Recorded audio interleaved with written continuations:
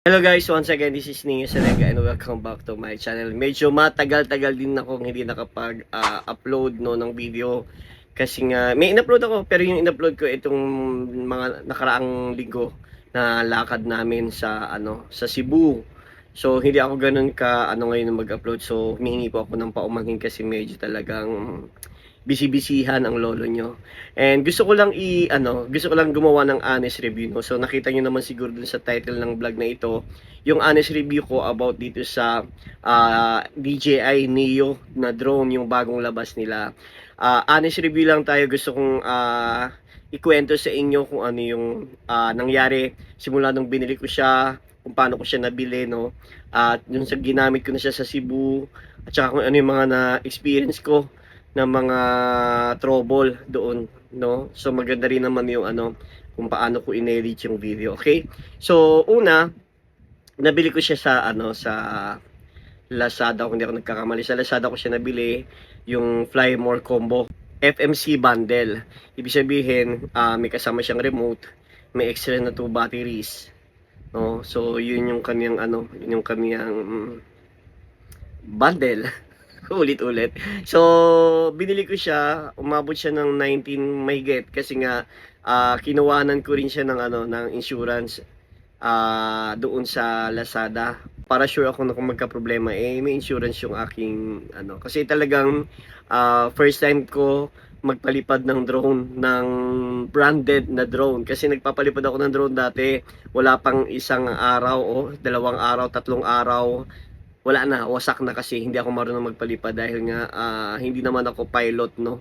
So hindi ako trained pilot para magpalipad nung drone. Pero syempre nabili ko siya, no, nabili ko siya sa halagang 19,000 mahigit. Hindi ko na matandaan kung magkano yung basta sa 19,000, kulang-kulang 20,000. So yun, so credit card binayad natin doon. Tapos pre-order siya kasi talagang nagkakaubusan ng stock, no. So talagang hindi ko alam kung bakit, pero talagang sa akin, no, kinausap ko yung, nakipag-usap ako doon, chinat ko yung seller na please, kailangan mapadala nyo na sa akin to dahil nga gagamitin ko, nag-birthday ako last October 11 and nandun kami sa Cebu ng October 9 to 12. Hinahabol ko siya kasi ang pre-order na yon, parang estimated arrival pa nung item is October 17. So nakiusap ako na kung pwede ma-receive ko siya before October 9. And pinagbigyan naman ako, na-receive ko naman siya ahead of time, 1 week before pa nung pag-alis namin.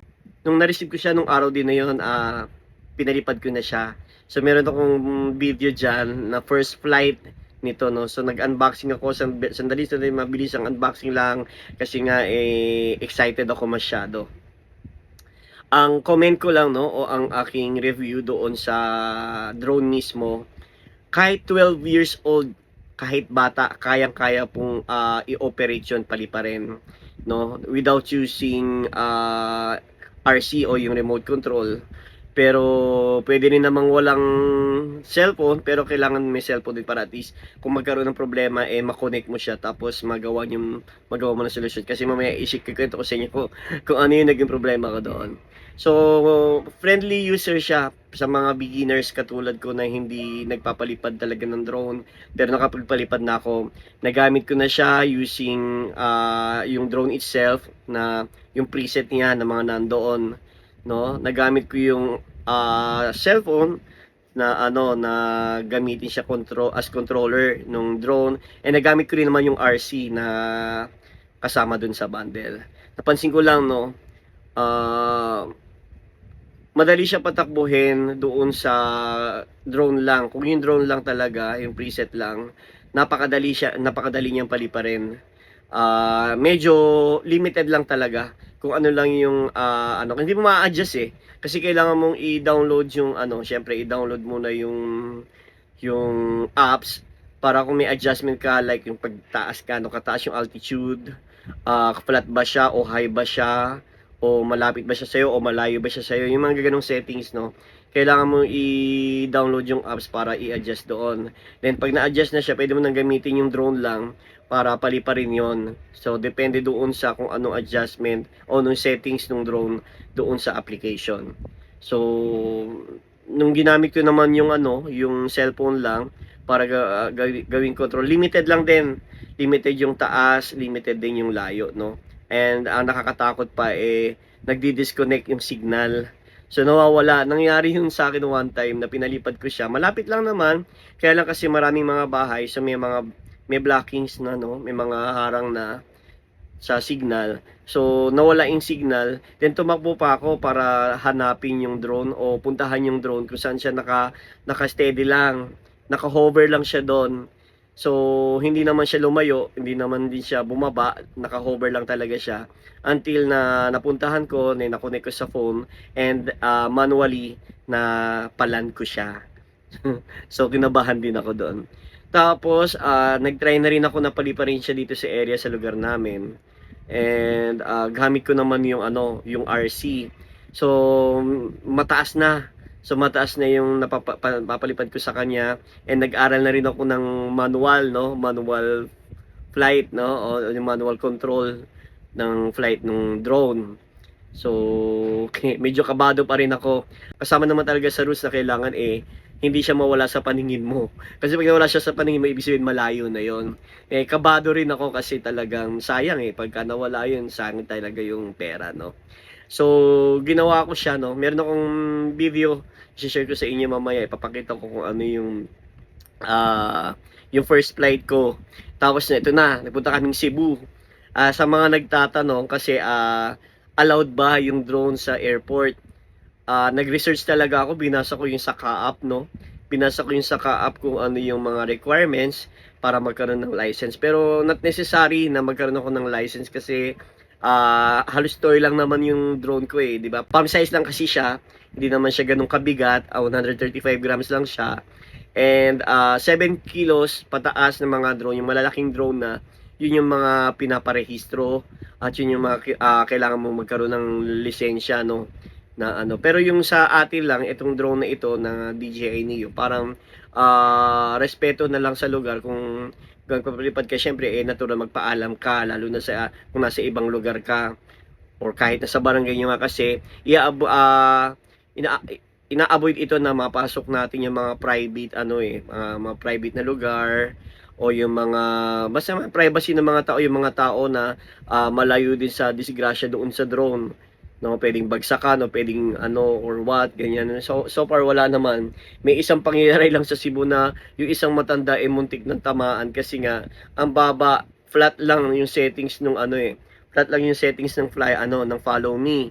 So yung matanda hindi napansin yung drone, pero at least na ko agad, nahawi ko yung drone na naman siya. So may mga times din na kinabahan ako kasi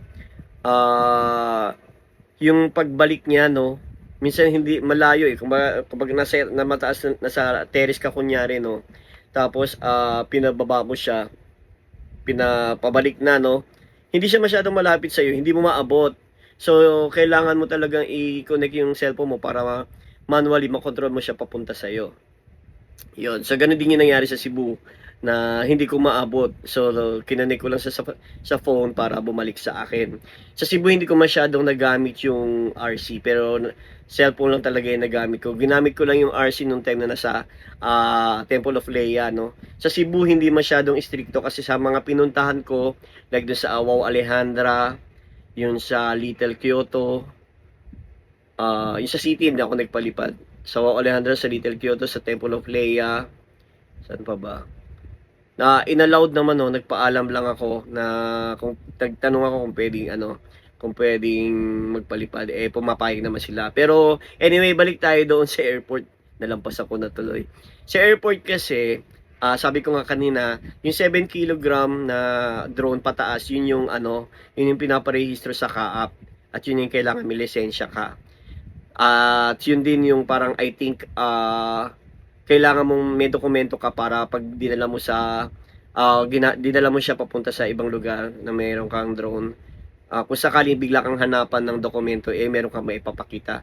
Anyway, ako hindi na ako nagtanong doon, no? Mahirap na. So, ang ginawa ko, nag-research ako kung pwede ba o bawal ba. Hindi naman. So, ang importante lang, wala siya doon sa check-in baggage. Nandun siya sa hand carry ko na 7 kilos. Nandun lahat yung mga wirings, nandun yung mga battery. And importante, dapat nakatanggal yung battery doon sa drone. Tapos, maliit lang naman siya. So, nakita naman nila yun sa x-ray ng bag ko, no. So hindi naman sila nagtanong kasi talagang toy lang naman siya eh.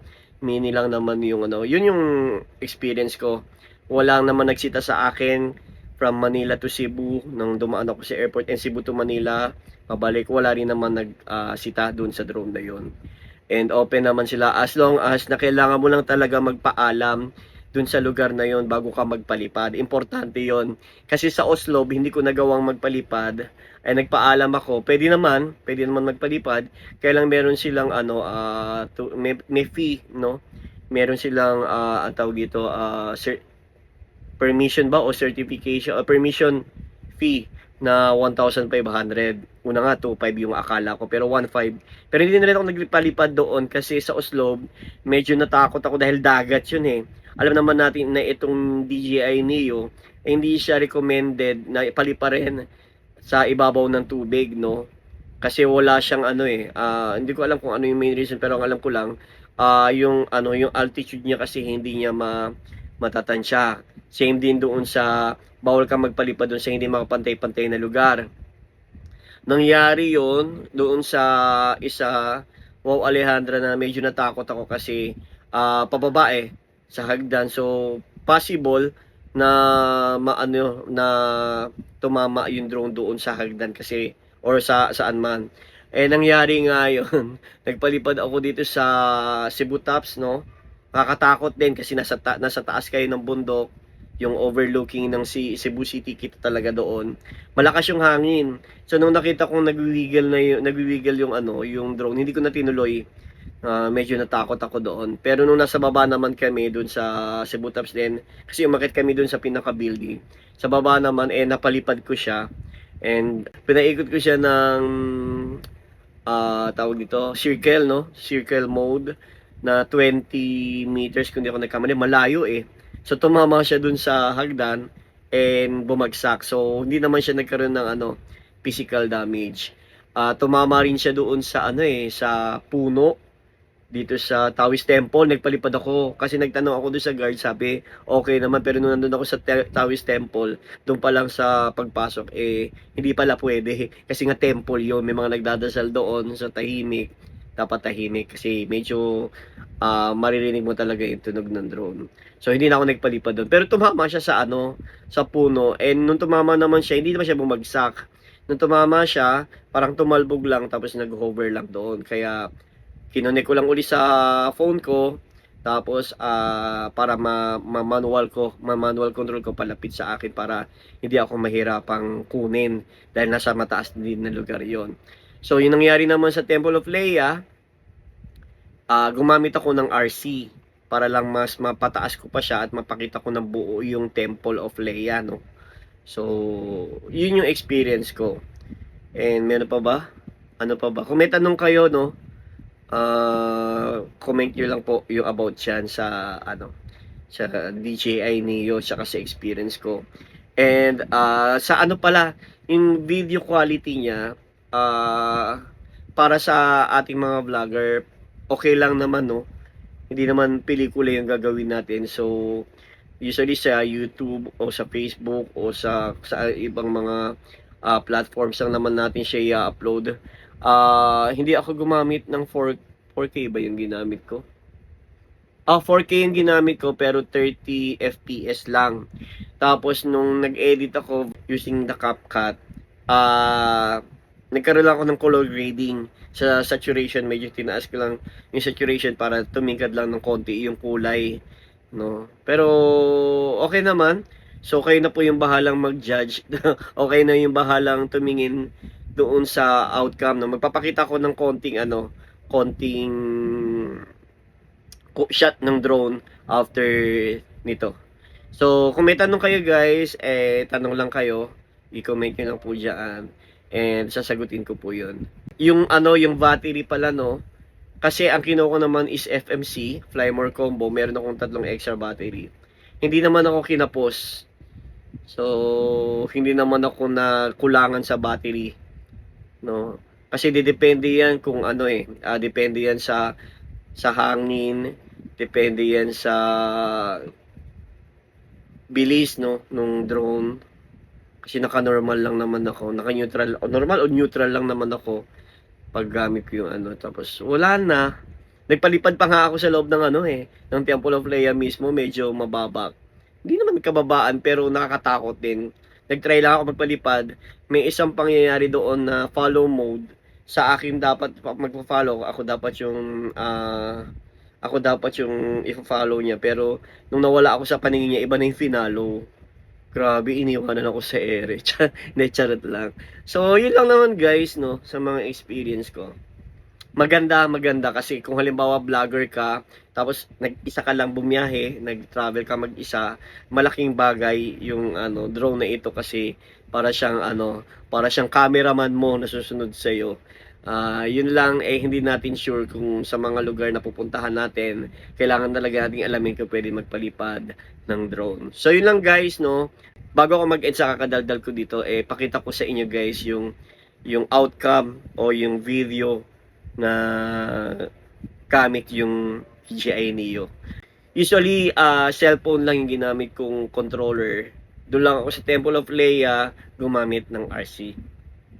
Yun lang guys, and panoorin po natin to.